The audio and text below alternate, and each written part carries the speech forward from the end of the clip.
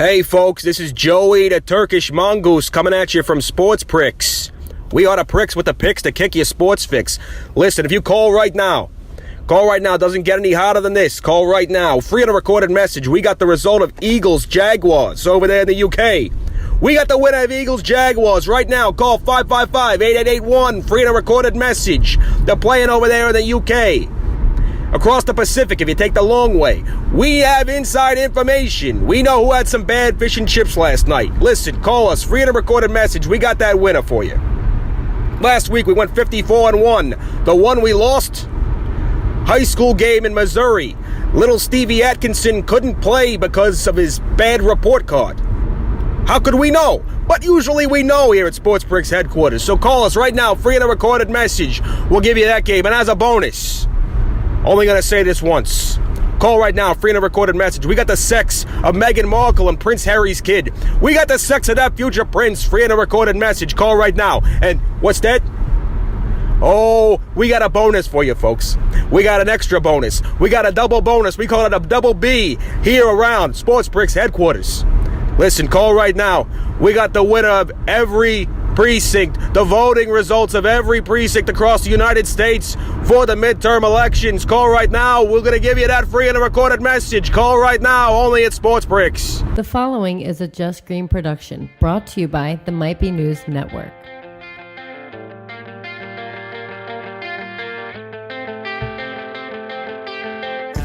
What's up, everybody? It's the week of October 29th, 2018. Happy Halloween! This is Might Be Sports. I'm Taylor Cooper with Kevin Reevy. What up, Kevin Reevy? Season's greetings. CJ, what up? What up? Wow, we're here. We're doing it loud. We're doing it proud. What was that before the show, Kevin Reevy? Some junk mail in our fucking voicemail, right? Yes, I mean, we're a sports podcast, so I think we get a lot of spam phone calls from sports gambling sites, and that was just like the best one I've ever heard. Handicappers. We just want to put it out there. It was the worst number I ever called in my life. If you're interested, and it's always like free on a recorded message, but you call and it's like, all right, you got to pay for this, and this. Yeah, and it was $3.99 a minute, and then the person starts talking so slow just to bleed the extra money out, and I didn't even find out the stats I wanted. Such bullshit. Wow. It's good. I'm glad you called, though, Craig. You didn't get anything out of it, though? Nothing useful? No, I didn't even hear the sex of the baby. You know what? The kid in Missouri, they didn't say, it was nothing. And, we should have known it was bullshit. The phone number started with 555. I don't know if that's like a bad business plan or like what they, because that's doomed for failure. I mean, I don't think that's going to work. It's crazy. But what do we know? So, by the way, I have company expenses that we need to settle up after the show. I got you. Actually, I don't. Just never call them again, Craig. I'm not paying you for that. You're going to have to eat that one. Let's see. Busy week. We just had the end of NFL free agency. Or, I'm sorry, not free agency. The trade deadline was just the other day, yesterday. Eagles got Golden Tate for a third-round pick. Are you excited about that? How do you feel? I'm pretty excited. Now, I do want to say that we should mention off the top, the Red Sox won the World Series. Oh, my God, yeah. The Red Sox won the World Series. We're going to talk plenty of baseball. Tons of baseball. After the break. With Ryan Spaeder, my co-author for Incredible Baseball Stats. The baseball stat guru in baseball right now. This guy is, the ESPN stat department wishes they could do what this one person does. So he's great. We'll talk to him after the break. Plenty of baseball talk there. But yeah, back to football. Well, I'm glad we had Ryan Spaeder on. It's you definitely want to check him out. He's absolutely incredible with the baseball stats. It's going to be a great conversation. Last week, we had some breaking news here. We had NBA Insider in here, Scoop B. Talking a whole bunch of basketball with us. Mentioned that Marquel Foltz, hurt his arm in a motorcycle accident. Pretty incredible stuff. And I'm surprised. I looked up his stats. He's 4 for 11 for threes. But if you look at his form, it's like, oh, that's going to get way, way worse. He's so bad at shooting. You think so? And I think it's got to be in his head. It has to be. It's more than just a motorcycle accident or whatever it was. It's in his head because this shot is not good. If Lonzo Ball's shot was bad, this is much, much worse. I don't know what to compare it to, but there's no follow through. There's no form that you would teach a shooter. It's all one continuous motion. There's no, normally you see like a shooter like bring the ball back over their head and they do like the swan things, so to speak. It's all one motion and it's all moving forward. He doesn't bring the ball behind his head. He doesn't bring it up. It's just all up in the air, one continuous motion. You're thinking maybe they want to simplify it and take the moving parts out of it and just boom, up in the air, jump, shoot, up, gone. I don't know if that works long term. Who knows? I think motorcycle accidents just in general hurt a rising star's career because, I mean, the other big one, Ben Roethlisberger, after that motorcycle, he was not the Big Ben that fought and everything else. He was just kind of... Yeah, all he did was win Super Bowls. I mean, he turned out okay. He wasn't putting his body out on the line there anymore. Maybe. The greatest example would be Jay Williams from Duke. Number 2 overall, I think, behind Yao Ming. I think he was involved in a motorcycle accident, screwed his career. But, I mean, it also... He's one of the best, basketball commentators going right now in college basketball. So he did develop a career out of that, but he was going to be the next great point guard. Didn't happen because of that. So, I mean, we'll see. I don't know. He's just, it's just weird. Yeah. But not to like derail the whole conversation. Back to Golden Tate. So, the Eagles apparently signed Golden Tate for a third-round pick. I forgot that we were even talking about that. But I don't know. Is that a good thing for a 1-year rental, potentially a third-round pick, which is supposed to be a valuable pick? I thought I heard something like if he doesn't re-sign here, we get some pick in 2020, a third-round pick. And it could be a third or fourth, most likely a fourth. Yeah. But it's 1 year removed, so I get that. It makes sense. Hopefully he comes here, likes what he sees, and keeps playing here. The only question that I don't understand, because we already have a slot receiver, Nelson Aguilar. What does that mean for him? I don't know. Ideally, you want him going out deep. You want him to be your Deshaun Jackson. You think so? You think Aguilar is that guy? If you have the pieces in place, if you have, Alshon Jeffrey, you got Golden Tate, those big guys, getting those yards, you want a guy that's going to space out the defense. I think Nelson Aguilar is supposed to be that guy. Yeah. He was a slot guy kind of by default. You had nobody else to put in that role. There. Well, yeah, you're right. There was nobody. And there. before they had Jeffrey, Nelson Aguilar was your number 1. It was ugly before. Right, Jeffrey. It was, yeah, because we got rid of Jordan Matthews, and it just was Aguilar, right? That's how it worked out. So I think right now, this is where they wanted to be with the receiving core. Yeah. So this could be... It's a pretty threatening really receiving core, especially with the 2 tight ends we got as well. It's unreal. Like, they kind of went all in on this, and I'm all for it. I'm all for it. I mean, besides the running back position, they have just... It's insane what they have on offense right now. Between, what they got a quarterback and wide receiver, that's the best you could expect. But you could also say that for the Giants. Right. With hasn't worked out so well for them. With all these receivers and the tight ends, it's just don't fucking run the ball ever again. Who cares? I'm cool with that. Yeah, who cares? I don't think you need to. Yeah, just who cares? Just throw every time. Carson, sorry. Just throw it every time. Just fuck it. Because we have, realistically, I don't see a receiving core that's better than ours right now. I mean, I see plenty of defenses that are better than the Eagles. I see better offensive and defensive lines than the Eagles, but I don't, looking around the league with the addition of Golden Tate, I don't see a better receiving core than the Philadelphia Eagles. Do you? I'm trying to think. I mean, maybe up in New England with Flash Gordon, but I don't. I like what the Giants have. They just don't have it at quarterback. Eli Manning's done. So they could have a great thing going on there with Sterling Shepard, Odell Beckham, Evan Ingram at tight end. They could have a great thing going, but the quarterback situation's a mess. Which they're going to fix after they tank this year, which I don't know if they're tanking or they just suck really, really, really bad, but either way, they're getting that result. Let's talk about some other trades that went down. The Redskins traded for Clinton Dix from Green Bay.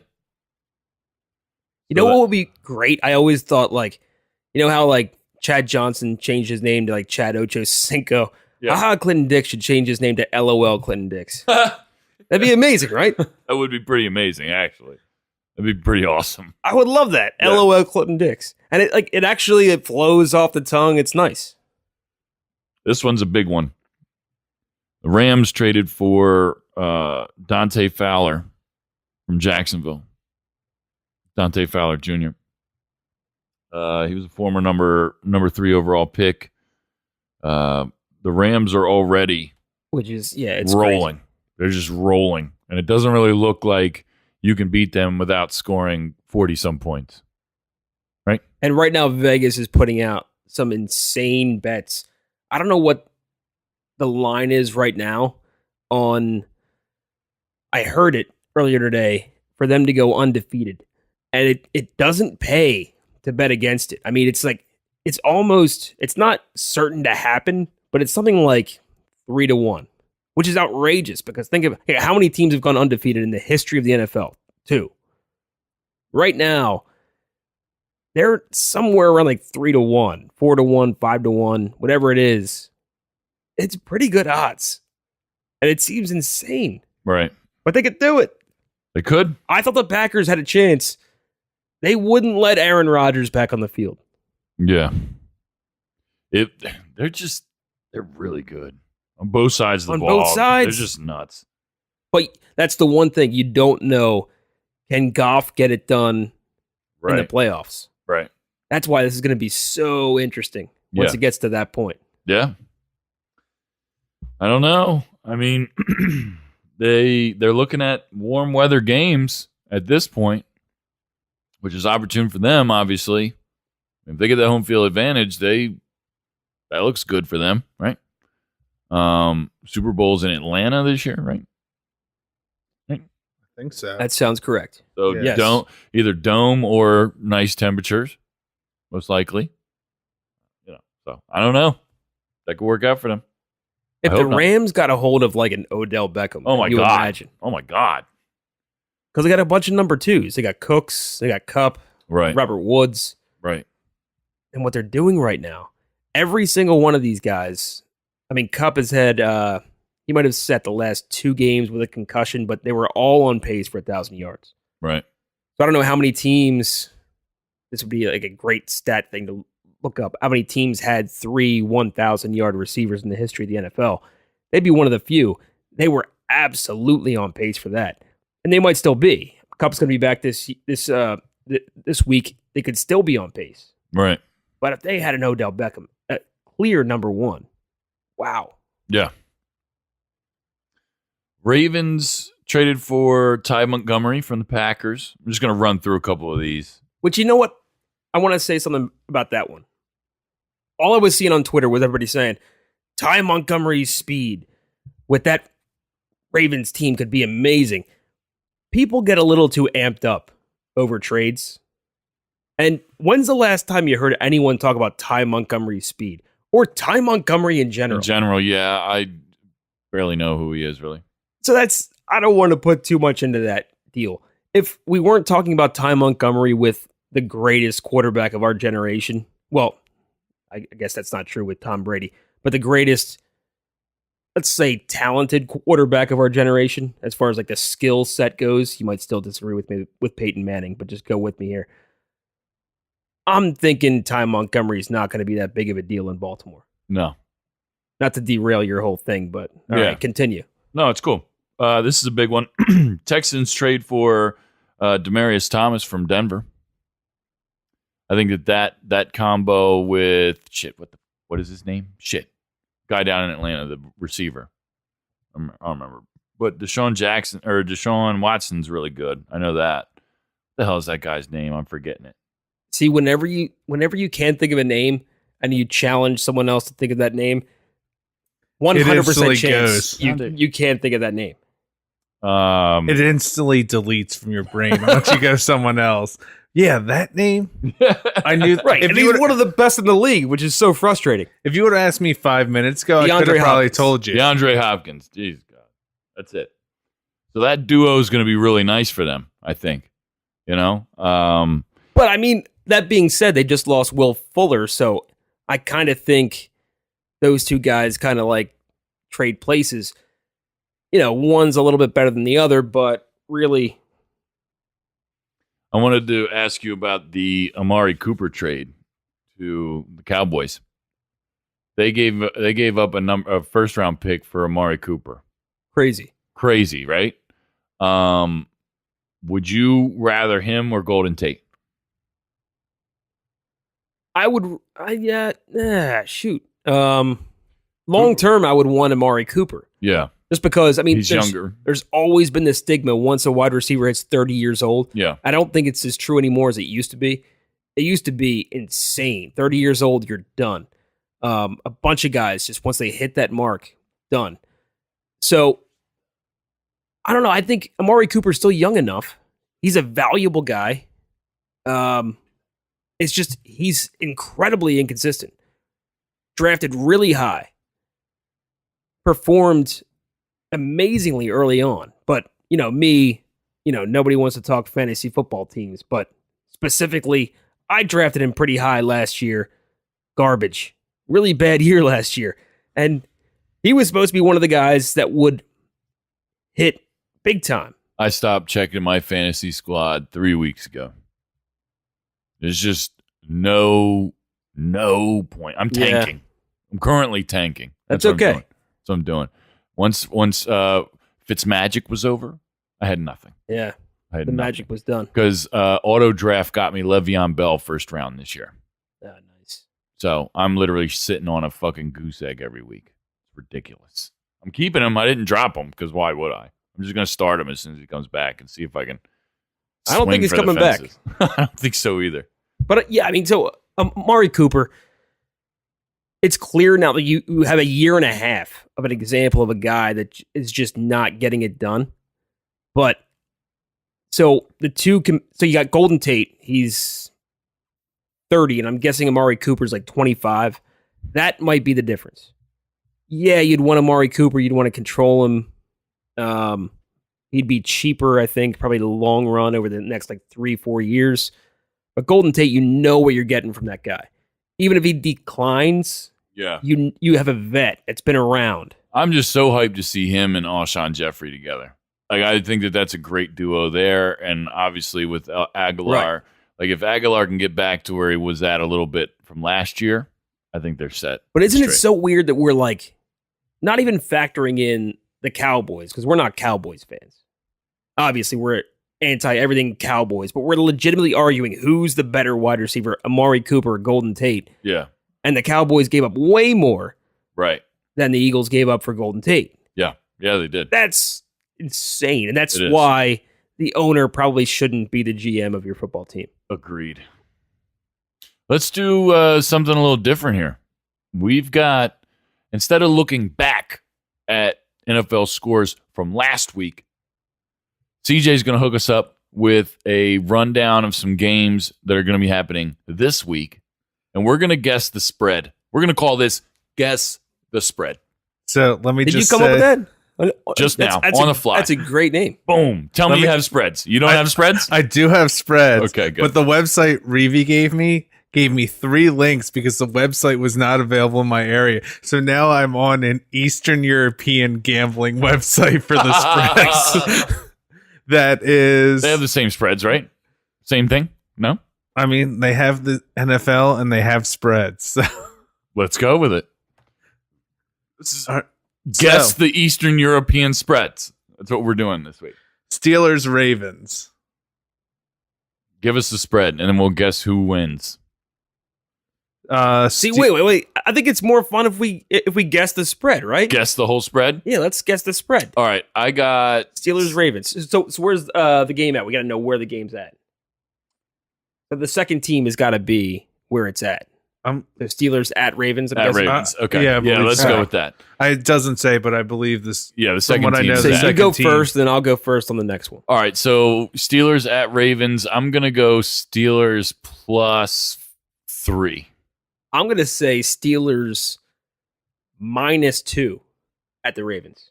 Taylor got it dead on. Ding, ding, Really? ding, ding, ding. Wow. Lions, Vikings. I thought the Steelers were on a roll right now. Ravens aren't bad. I'm betting Steelers on that one. Yeah. All right. So, All right. So this is mine. To go Lions, first. Vikings. Lions at Vikings. The Vikings had a pretty bad loss last week. The Lions just gave up a good player. All right. I'm going to say Vikings -6. Uh, I'm going to go Vikings +7. Lions +5. Wow. That was Wait, right so there. what does that mean? So Well, yeah. the Lions are favored by 5 points, right? Is what you're saying? Right. So Lions +5 would be Vikings -5. So when you said Yeah. okay, I got I'm you, saying I got you. Vikings I got yeah, you. -6. So I got you. I was right there. I Yeah, was you're close. right there. Yeah. All right. So All you right. got the next one. That's good. All right. Falcons, Redskins. Falcons at Redskins. I'm going to go Falcons by 4. I'm calling this a pick. It is Falcons +1.5. Wow. Close. That's a pick. Wow. Okay, next. See, I think they're way overvaluing the Redskins. The Redskins are kind of a fraud right now. You think so? I think so. I mean, you look at all of the weapons in the National Football League. Can you think of one on the Redskins that makes you go, "Oh wow, they're one of the best in the league at any position"? No. No. Yeah, you're right. So I'm anxious to see how the second half of the season goes for them. Bucks, Panthers. Bucks Panthers. All right, this is mine. Bucks at Panthers. Okay, the Panthers are on a roll right now. I believe the Bucks are going to do better in this game, but what does Vegas believe? I'm going to say Panthers. Well, we're in Eastern Europe. We're not in Vegas. Oh yeah, true. So I think Eastern Europe believes the Panthers will be. The Bucks are they're not in a good place right now. Okay, I'm going to say -8.5. That's too high. Who's -8.5? The Bucks. Panthers -8.5. It's at Carolina -8.5. So I'm going to go Panthers win by 10. It is 7. 7. I wanted to go just 8. Chiefs, Browns. Chiefs at Browns. Let's see. I'm going to go with Chiefs plus Then you 10 mean again. Chiefs minus. Chiefs -10. See, I think I know this one. I heard this one today. It could be a little bit off, but I'm going to say Chiefs -8. 9. Okay, yeah. I heard 8 today. Which, by the way, I mean, are you kidding me? Yeah. The one team, they lost their offensive coordinator, their head coach. They're on a downward spiral Total against the tailspin. hottest team in football. Yeah. Well, the second hottest. The hottest team in the AFC. Right. Yeah. And it's only 9? You got to jump all over that. But then, again, you throw all your money. Somehow the Browns are going to win this game, and you'll be like, what the fuck? Jets, Dolphins. Jets at the This one's me. Dolphins. That's you? Jets, Dolphins. 2 shitty teams. That's got to be 1. I'll go home team -1. Dolphins. I'm going Dolphins by 3. Ding, ding, ding, ding. Really? Ding, ding, ding. Killing me. I don't know what this means. The Bears, the Bills. All the numbers are crossed out on the stat thing. Maybe that's it. Wait, who is it? It's the Bears and the Bills. Well, that can't be a pick 'em, right? I wouldn't think so. I would That's go you, with Bears, Bills. Yeah, Bears, Bills. I'm going Bears. At Bills, I'm going Bears. Well, what's the line? Of course, Bears. Bears are going to win that game. Of I'm course. going by 7. Okay, I'll say, let's see. LaShawn McCoy could still be traded. Well, I guess not. I guess we're getting to the point where it might be getting in, where he's locked in. Could it be higher? I'll go 8. 9. Damn it.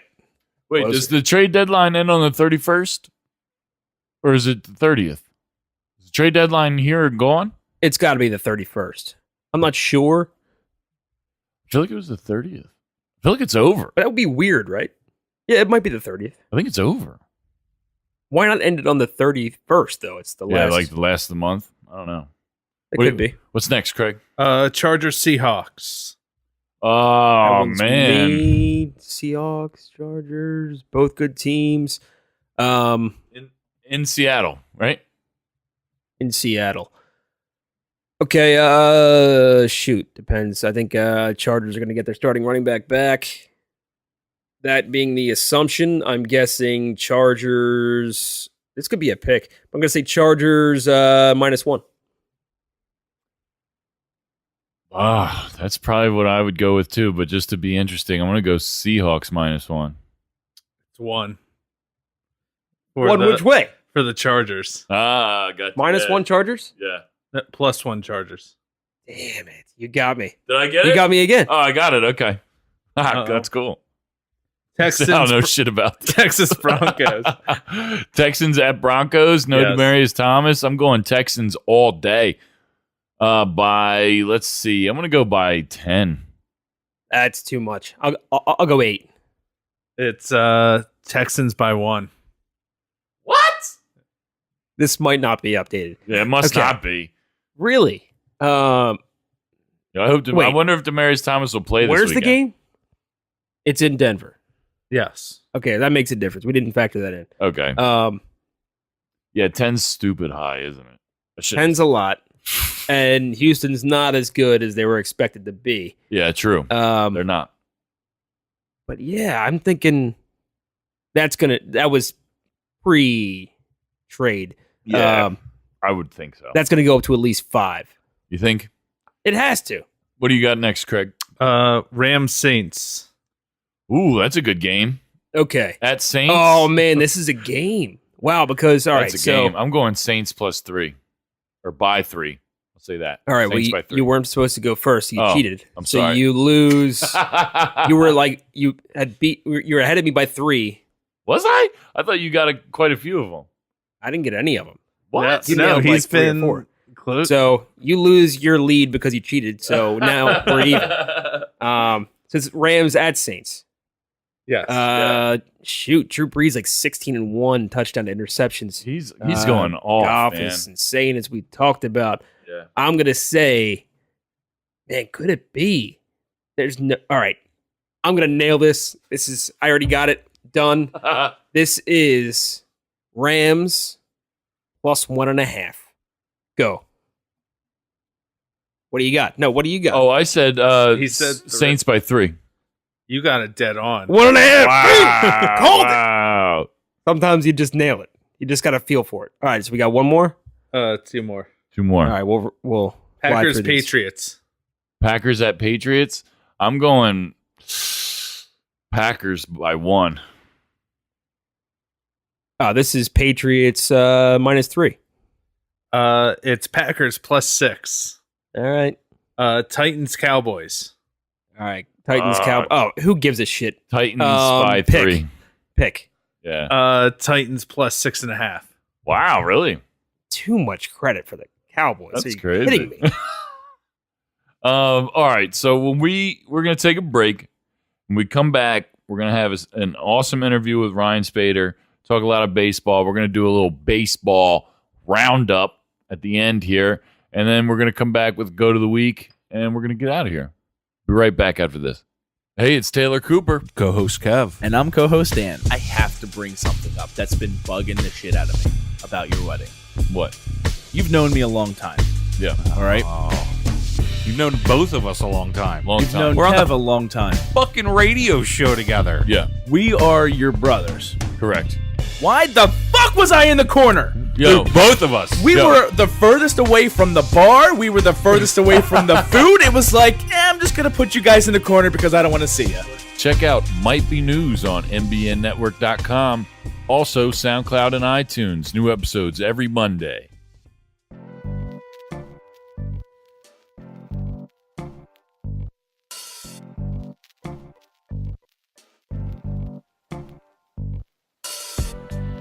Okay, guys, on the line we have Ryan Spaeder, MLB insider, stat aficionado, good friend of mine, co-author of mine for Incredible Baseball Stats. You can find him at the Ace of Spader on Twitter. What up, Ryan? So you said a bunch of stuff there. A lot of it's true, but a friend of yours, pal? I don't know about all that.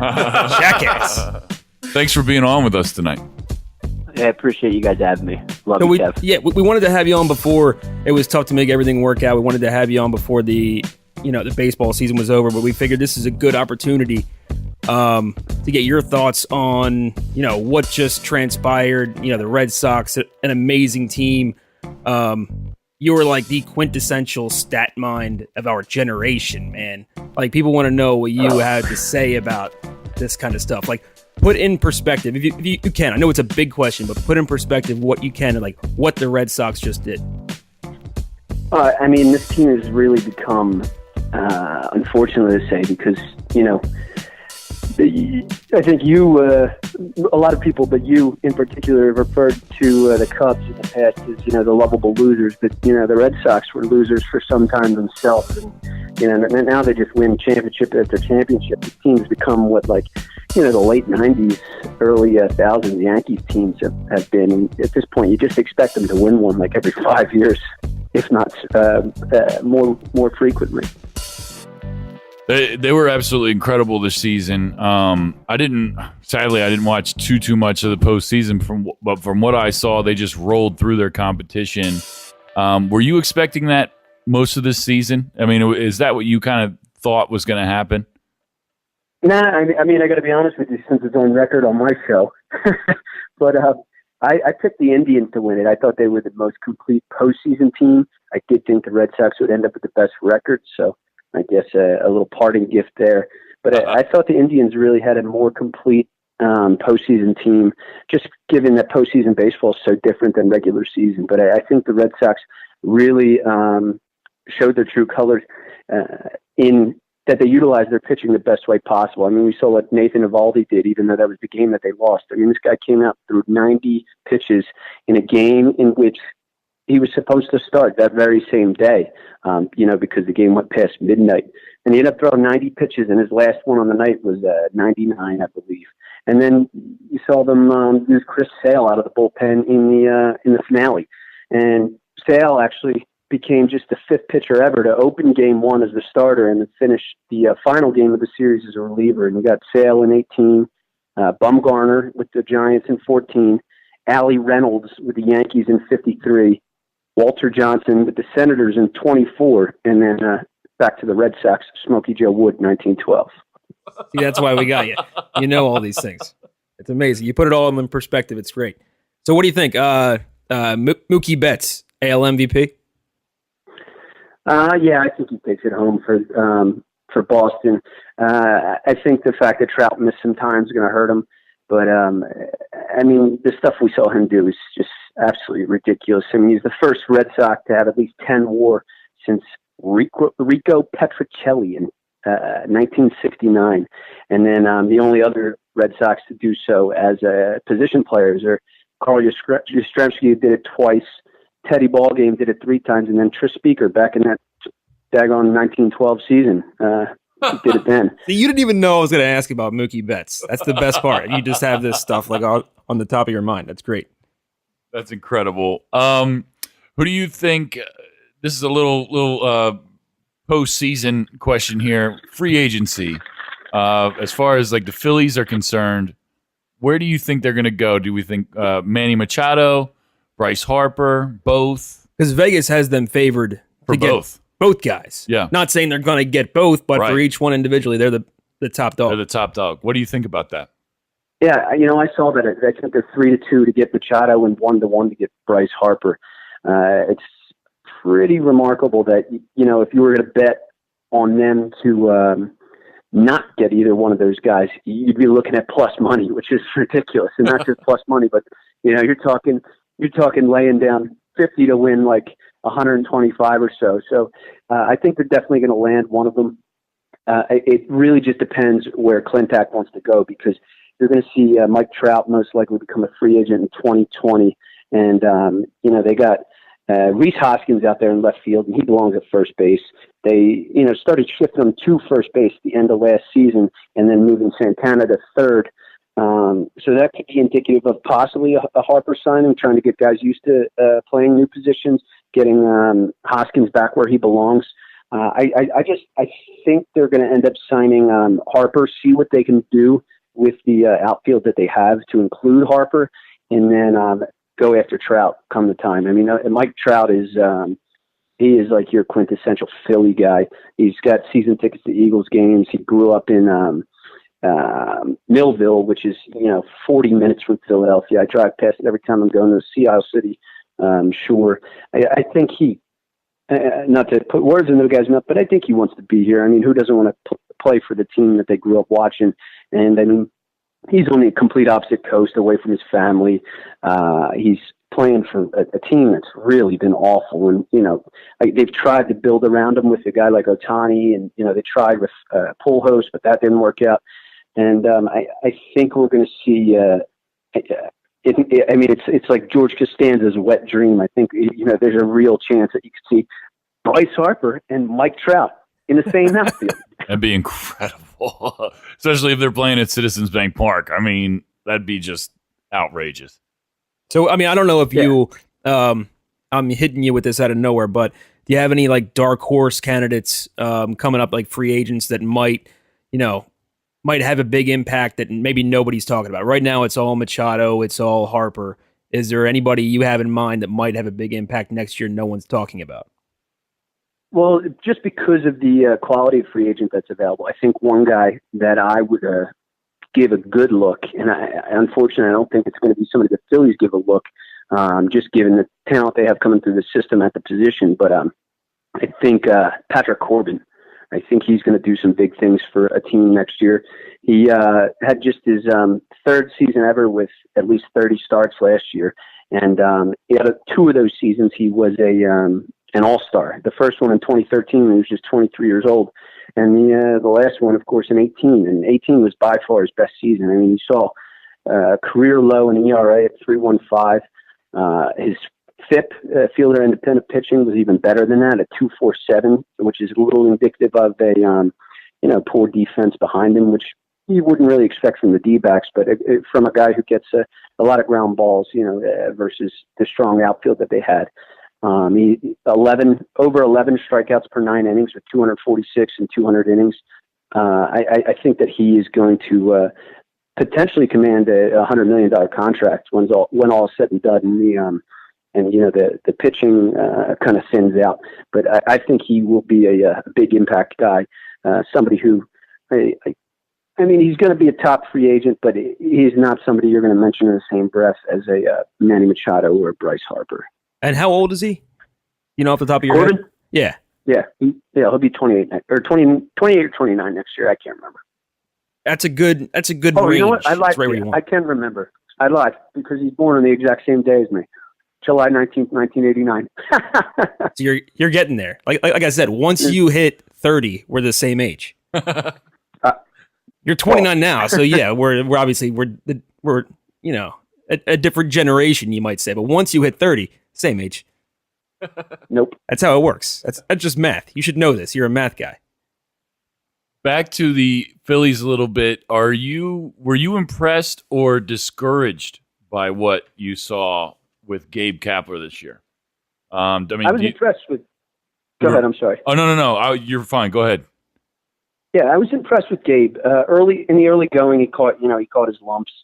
Brand new manager, and for them to be calling for his job after 3-4 games is absolutely ridiculous. Yeah. That's the way Philly people are. We want results instantly. I think Kapler did a lot of good. He had a lot of learning to do, and unfortunately, he had to learn on the fly because he it's his first big league manager job. I don't think he coached above Double-A before this year, and he is really he's extremely intelligent individual. He's very entrenched in the whole data analytics scene, and something I've learned about him from making some friends, in the Phillies organization, is the guy reads everything. He's not very active on like social media or anything, but he reads absolutely everything, to the point that this was actually pretty cool. I do an annual fundraiser for Semper Fi Fund, and he not active at all on social media, doesn't follow me, but Tom McCarthy had shared that my fundraiser and put it out there, and Kapler was one of my donors for this fundraiser. So it just kind of goes to show that guys, if he's reading stuff down to some lowly nerd on Twitter's fundraiser, he's absolutely reading everything. But just back to what he did this season, I think that this team was destined to be about a 500 team, and that's what we saw with an 80 and 82 team. They were out kicking their coverage a little bit early on in the season when they were like 15 games above 500. I mean, how often do we see that with young teams where they start off really hot and just don't have it to make it in 162 games? What really impressed me was the Braves, who did hold on, because I kind of thought the Braves and the Phillies would both fall off August, September, and we would see the Nationals take over, but that's not what happened. Phillies fell off, Braves held on, and ended up winning that division by 8 games over the Nats and 10 over the Phillies. So that's a team that I'm worried about going forward. Sure, yeah. You have a podcast, and you are currently working on another book with Kevin Reevy here. Why don't you tell us a little bit about that? Yeah, so I did a podcast with a buddy of mine, Holden Kushner. I had done a weekly spot with him when he was on XM radio last year, and it was him and J. Pierre Ancibia. Occasionally they'd have other guest hosts. One of the coolest ones was Ned Colletti, who, of course, was the GM for the Dodgers for about 10 years. And he's ended up being sort of like a mentor to me. But Holden has been tremendously helpful for me in my I kind of suck at radio, and this guy's been doing it for 21 years. So being able to do a show with him, even though it was just once a week, has done a lot for me in terms of learning this business, I suppose. And we're going to keep that going next year. And it's the best baseball podcast. Oh, yeah. I mean, it literally is the best baseball podcast. That's what it's called, the best baseball podcast. But we're going to keep that going. And then with the book Kevin and I are working on, we just officially announced it, but we've been working on it for some time. What we're kind of trying to do is not have it be so much of a continuance of the first one, but a continuance in addition to where we are trimming the fat, so to say, of our first one, taking some of the critical feedback that we got, injecting that, and sort of putting on steroids to have a better product in the end. And something that I know Kevin and I are both really excited about is we're actually getting 1,000 hard copies of this one, even though we have to freaking pay for them. But it'll be worth it in the end. And so many people first time around were asking for those hard copies, and I know they'll be a lot happier to be able to get their hands on that this time. That's pretty awesome. So look for that Incredible Baseball Stats 2019 in March of 2019. So that's the new update. Our first one, it came out, it'll be 3 years from then. So all updated information. May 3rd, 2016 was the date. Nice. So 23 days before Wade Boggs had his number retired. Mr. Wade Boggs. Wow. Love that Miller Lite. So we're stressed out right now. Yeah. We're working on a deadline right now. We're working on this book right now, and it sucks. And we're like knee deep in stats and information and trying to get everything ready. But it's going to be great. When it's all done, it's going to be great.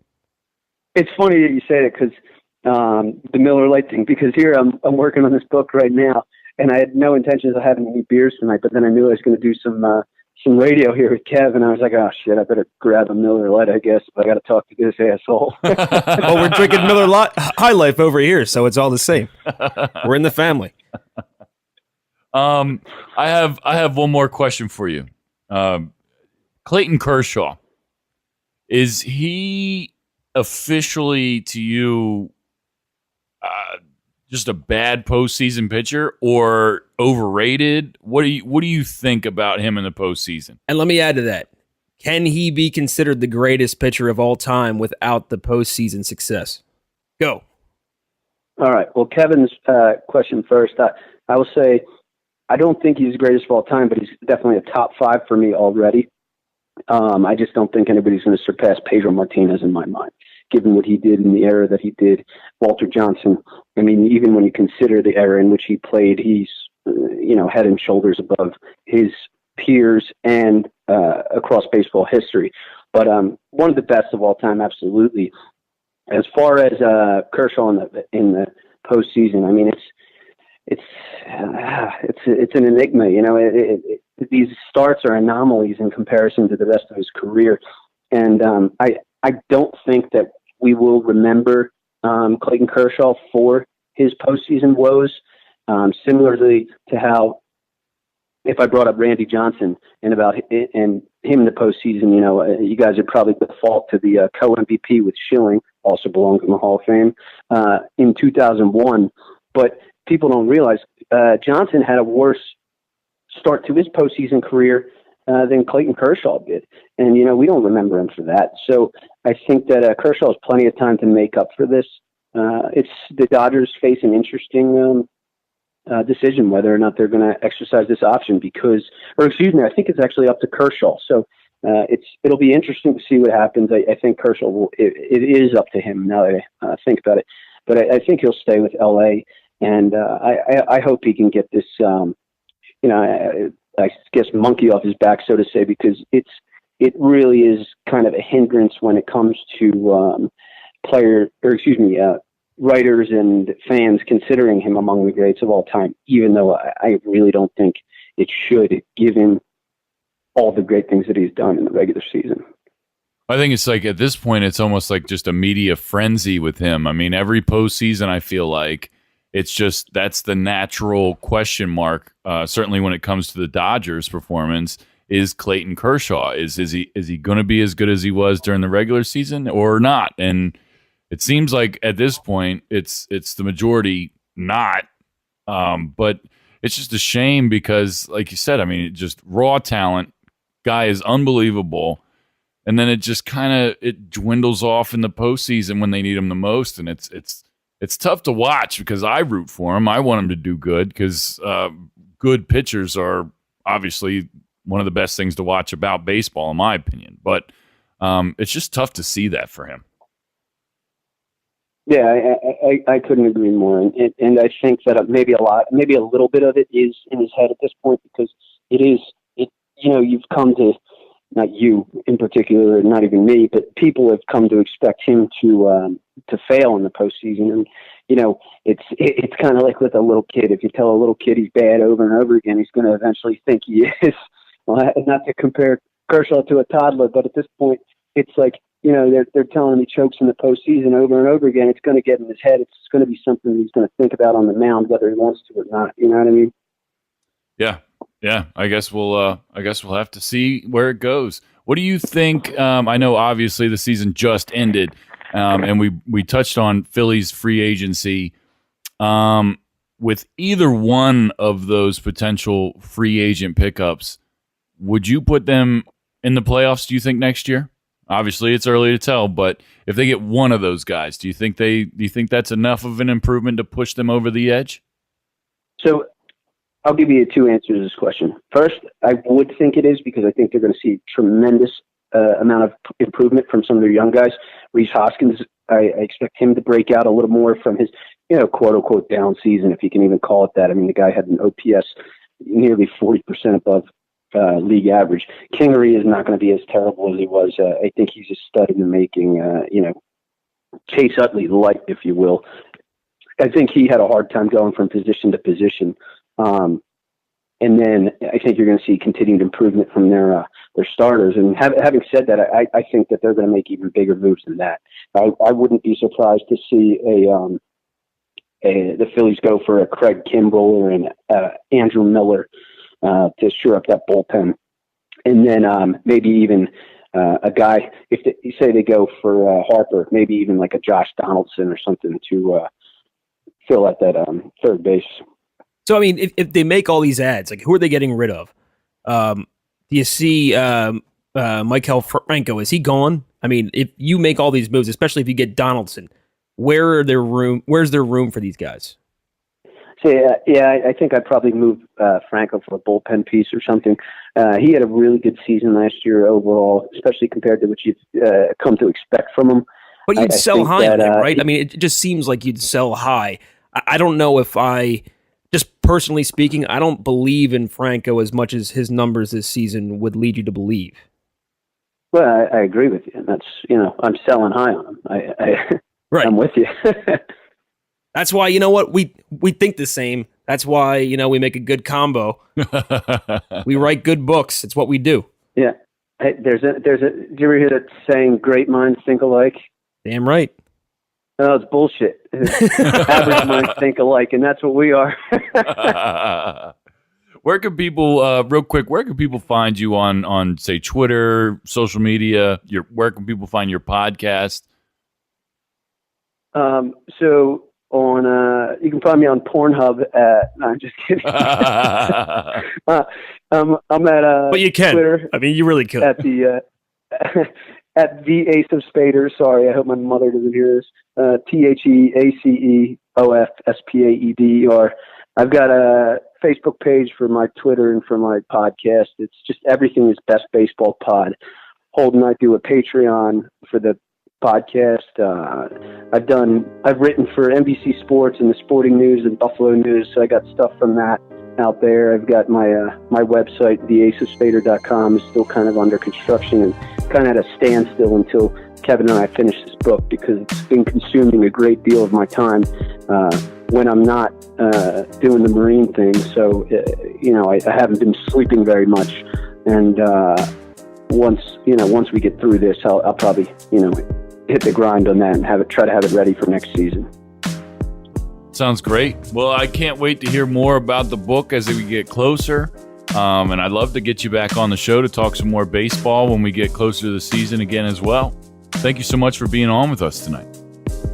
Yeah, I appreciate you guys, except for you, Kev. Go fuck yourself. Hate you, bro. Thanks again, man. Thank you so much. Yeah, I hope you guys can say fuck on your show. Sorry. Oh, absolutely. Fucking all the all time. good. Fuck. Yeah, definitely. My mom's going to listen to this one. My mom will listen to this one, and she will point out this moment and say, I did not approve. Yeah, we got to do that again. That was fun. Absolutely, Thanks, man. Thank you so much. All right, later.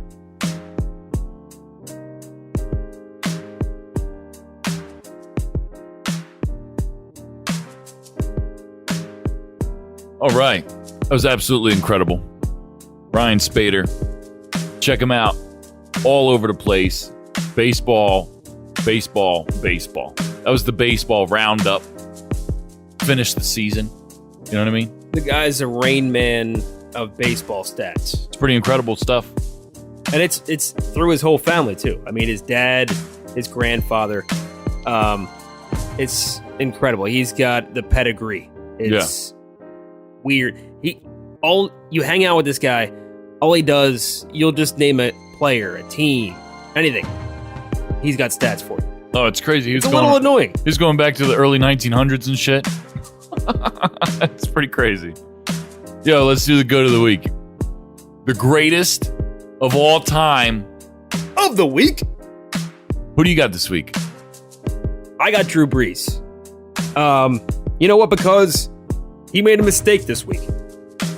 For the first time all season, he threw an interception. He threw one interception. His only interception on the year. Whoops. Whoops. But how cool is that? I mean, This guy is incredible. He is. He's really, really incredible. So last year, pulling up the stats right now, 23 touchdowns, 8 interceptions. He played all 16 games. Yeah. 23 touchdowns, 8 interceptions. At the age of 38, you're thinking, this guy's done. Yeah. Because that's a clear decline Right. from the year before, where he threw 37 touchdowns, 15, before that 32, before that 33. It was 2007 the last time he didn't throw at least 32 touchdowns. Right. So you're thinking this guy's done. And then right now he's got, on the year, 14 touchdowns, 1 interception. He's got his Saints, I believe it's 6-1 Yeah. on the year. Yeah. They got a big test against the Rams coming up. He's now, and you know what? Before this season started, nobody was really talking about him in the top 5. Yeah. Now he's breaking all these records. Yeah. Now he's firmly in there. And you got to start putting him in the conversation. Everyone's saying Tom Brady and Peyton Manning, and there's Joe Montana talk and all this stuff. Drew Brees. Yeah. It might be Brady, Manning, Brees. Yeah. And we're getting very close to where those are the 3. Done. Period. Yeah. Yeah, you're right. I remember when Drew Brees was in college, I loved to hate him because he was on Purdue and they'd play my Hawkeyes a couple times a year, once a year, whatever. And it would just drive me nuts because he was so good. So good. And it's just great to see him doing what he's doing now with the shoulder injury he had early on in his career. People weren't sure how he's going to turn out, if he's going to be ready for the pros. He is a smaller dude. So I'm really glad he's doing what he's doing. But what a year. I think for San Diego that year, I think they drafted LaDainian Tomlinson 1. Yeah. And then got Drew Brees 1 in the second round. Yeah. Yep. Unreal if they could have kept that combo together. Yeah, I agree. Couldn't do it, but I mean, man, can you think of a better 1-2? There cannot possibly be a better 1-2 draft combo than that in the history of the NFL. Yeah, it's pretty crazy. My go to the week got 52 points in 27 minutes in an NBA game. Can anybody Marquel guess? Foltz? God, that'd be awesome. He just find his shot and just start draining threes out of nowhere. Klay Thompson hit an NBA record 14 three-pointers the other night against the Bulls. Is that really an NBA record? That seems like a small amount. He beat Steph Curry single game record. I know there was a guy with the Sixers that did this. Not did that, but he did. He shot 10. He did double digits. Can't remember the guy's name. He was like 6'10", huge guy, a forward. Can't remember his name. He used to play for the Raptors, whatever. But 14, that guy had 10. I'm surprised 14 is the record. 14 was the record now held by Klay Thompson. 13 was the record held by Steph Curry. Before that. Okay. So it's crazy. They're just they beat the Bulls 149 to 124. And it's just, and they probably let off the gas because at the half I think they had like 90 some points. Yeah. It was unbelievable. That team is incredible, but Klay Thompson is my go to the week. Absolutely incredible performance against Chicago the other night. Just fantastic basketball. I'm trying to find who that guy was that scored 10 3-pointers for the Sixers. My first Google search did not yield good results. I was trying to buy some time, but I can't do it. I swear this. Oh, man, I'll buy you a couple minutes. Here we go. I'm going to give you guys a special announcement. We did not mention it on the other shows this week on the NBNnetwork.com. Friday, we're going to have a special series premiere of a brand new podcast on the Might Be News Network. It's called... Wait, didn't that happen last week with That did happen last week. We did have a new interview show. The interview show, however, is one that we're going to do whenever. CJ, you and I are working on a couple things. Yes. This show is called Might Be Brews. It's all about beer. We're doing it a couple times every other week. You know what I mean? It's going to be really, really interesting. I can't wait to do it. It's going to come out on Friday. We are. It's going to be my brother John. You've heard him all over the place on Might Be News Network. He's been on Might Be News quite a few times. And his buddy Steve, we're going to get over here and we're going to do this damn thing. Steve Regener is is going to be on a show. We're going to have guests. We're going to talk about beer. We're going to do all this crazy stuff. I'm going to be producing it, of course. So tune in Friday, Might Be Brews. That's what I'm talking about. Every other Friday, something like that, we're going to do Might Be Brews. Brand new edition to the Might Be News Network. And we love brews around here We do. at the MBN Network. We do. You got All that right. stat? Did I buy you enough time? I found the guy, and I was kind of right, but entirely wrong. So it was Danielle Marshall, who in his last year in the NBA played for the 76ers. So I'm thinking it was a 76er that set this thing. It was. He eventually became a 76er, but it was against the 76ers that he set the record, which was 12 three-pointers he hit in a single game against the Sixers on, let's see. So he was there. The Sixers were there. So he was playing for the Raptors. I think I said he was playing for Toronto. I think he said it. I don't know. We have to roll this tape back, but I think I said he was a former Toronto player. I could be totally wrong about this.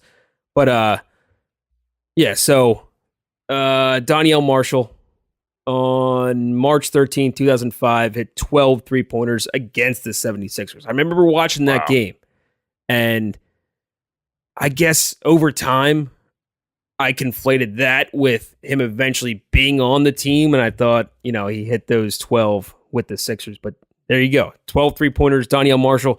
The weirdest thing is like a 6'10" guy that wasn't entirely known for hitting threes in his career. And at that point in time, 2005, big men, they didn't shoot threes. Yeah. A weird thing. So the fact that the record is so close to that, and it's been so long, it's been 13 years, I would think the record would be like 20. Right. That could be broken this year by Steph Curry. Yeah, could be. Just for shits and giggles, just For sure. playing like the Nuggets. Yeah. Just like, hey, let's try to go for this. Yeah, I'm just going to. I mean, Klay Thompson put up 24 of them. You know what I mean? He made 14 of them. So he could have broken It could be done. Yeah. That's about all the time we've got this week. Thank you, Kevin Reevy. Thank you. Great job. CJ, thank you so much. Thank you. Again, shout out to Ryan Spader. Wonderful interview with him tonight. Look forward to talking Kind of to a him dick, again. though. Kind of a dick. Kind of a dick to you. To some people. Kind of a dick to you.